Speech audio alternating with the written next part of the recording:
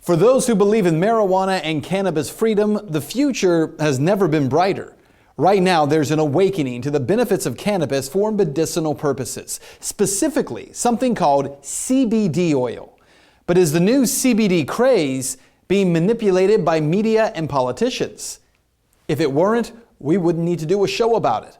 The first step toward truth is to be informed.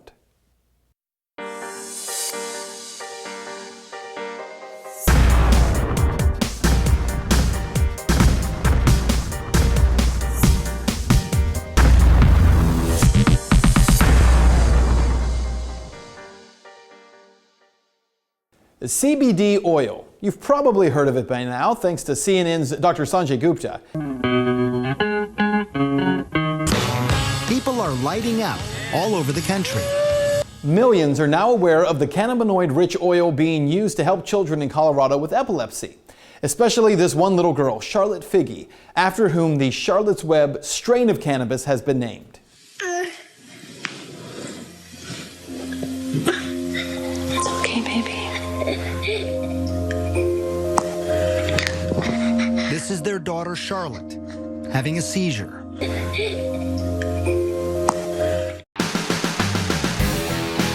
I wanted to learn what CBD oil and the push behind it is all about, so I traveled to Denver, Colorado, home to legalized marijuana and the Stanley brothers, the family behind the Charlotte's Web strain of cannabis oil.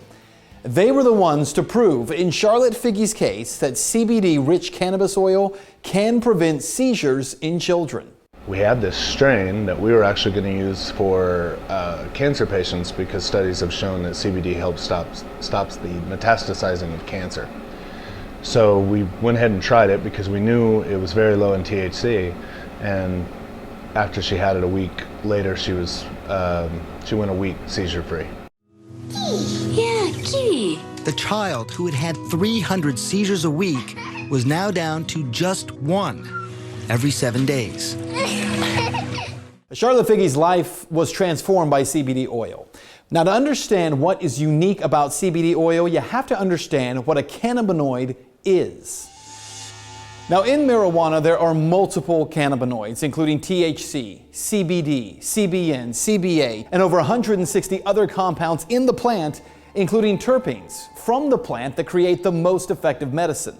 Now, to be clear, in order to get a high from cannabis, you need to have a high level of just one cannabinoid, THC. Again, that's just one particular cannabinoid. Now, in the Stanley's case, they began growing cannabis with lower levels of that cannabinoid, THC, and higher levels of CBD. The CBD is known to be a neuroprotectant. It's also one of the few things that causes neurogenesis. So it's not just seizures that this helps in epileptics, it's autoimmune disorders, whether that's cancer, Crohn's, lupus.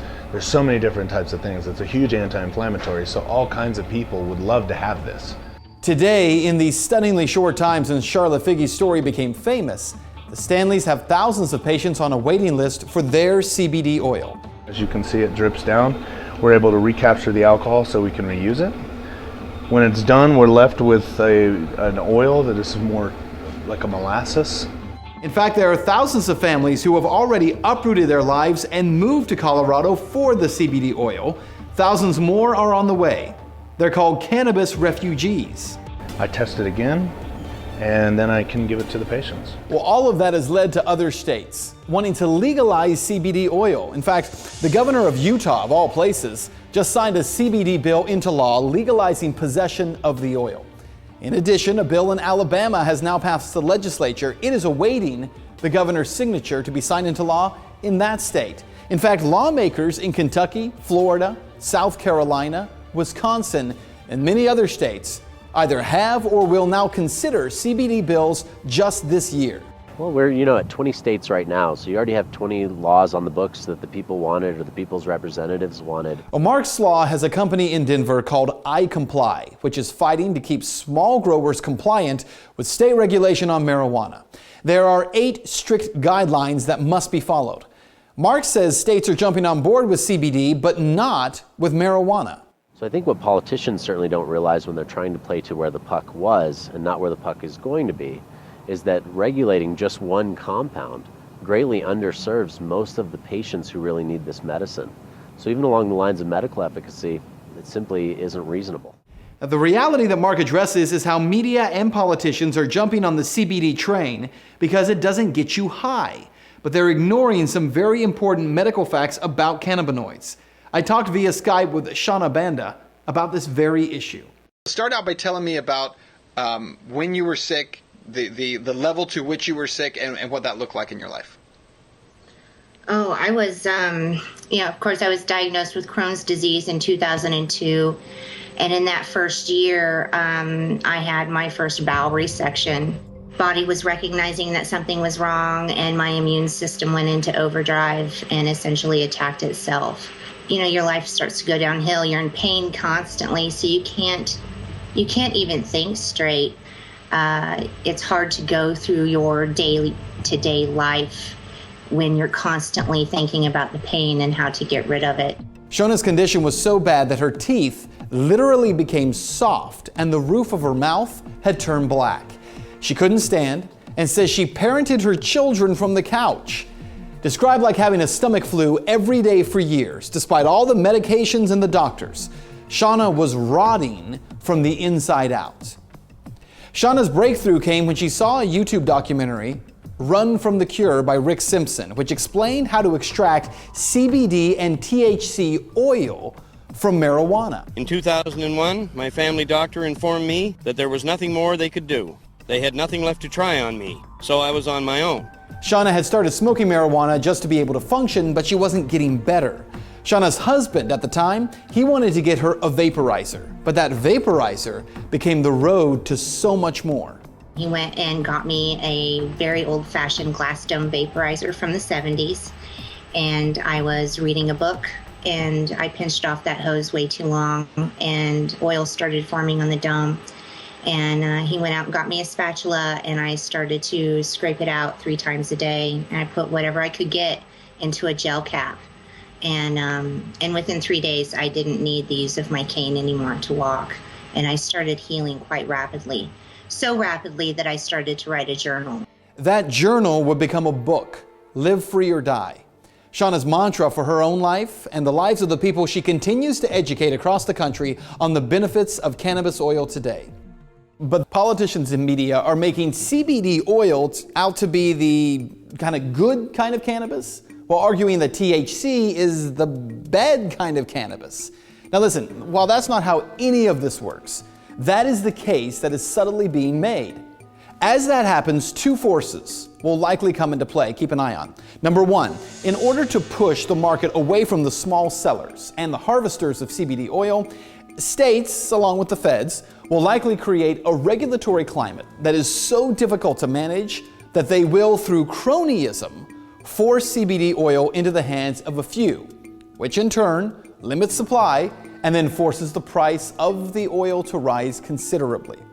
Number 2, big pharmaceutical companies will likely begin putting out a safe and legitimate form of CBD oil. And that is already starting to happen. GW Pharmaceuticals out of Great Britain has been producing Sativex, which is a 50-50 blend of CBD and THC. They have no real research behind whether or not 50-50 is even the right ratio, and they certainly don't include the other terpenes or other chemical compounds from the cannabis plant. So we could see the bone get tossed to the pharmaceutical dog. It's certainly a possibility, but I think if more people take a stand for really descheduling marijuana, regulating it in a manner similar to alcohol to allow adults who are already out there, supply and demand economics, wanting this plant and providing a safe way to be able to provide it, is really the best model to move forward with. So what you need to know is where the U.S. government actually stands on this issue. Cannabis, marijuana. Today, it is still a Schedule I drug. That means, according to our government, it has no medicinal use whatsoever and has a high potential for abuse. Now, does our government really believe that? No. In 1999, the U.S. Department of Health and Human Services, HHS, filed for this patent for the use of cannabinoids for medicinal purposes. Also in 1999, they filed for a second patent, specifically for cannabis oil for the treatment of disease. That's right. Our government, through the taxpayer-funded Department of Health and Human Services, holds 2 patents on cannabinoids and cannabis oil to treat certain diseases like Alzheimer's and autoimmune diseases like Crohn's disease. Meanwhile, our government, through taxpayer-funded agencies like the Department of Justice, pursue, arrest, and imprison Americans who would attempt to access or use cannabis oil to heal their own bodies. Because in public, they claim cannabis oil is not medicine, and in private, they seek to own the rights to that medicine. Truth means that humanity is greater than politics.